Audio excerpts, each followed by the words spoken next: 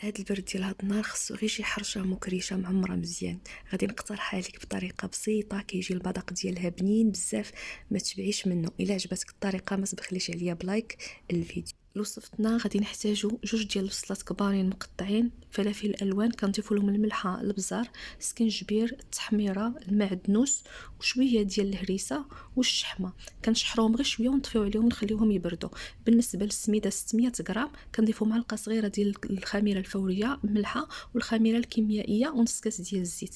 كنلبسوهم مزيان نخليوهم يرتاحوا، من بعد كنجمعوها برؤوس الاصابع. خاصها تكون العجينه ديال السميده جاريه، كنخليوها ترتاح. كناخذوا واحد المنديل كنرشوه بالسميده وكنوضعوا الحشوه ديالنا بهذه الطريقه اللي موضحه في الفيديو. كنجمعوا الجوانب كنرشوها بالسميده، كنوضعوها في المقلاة على نار اللي تكون هادئه، كتشد راسها، كنقلبوها ومن بعد كنخليوها حتى كنحصلوا على هذا اللون هذا. هذه هي الحرشه ديالي، كتجي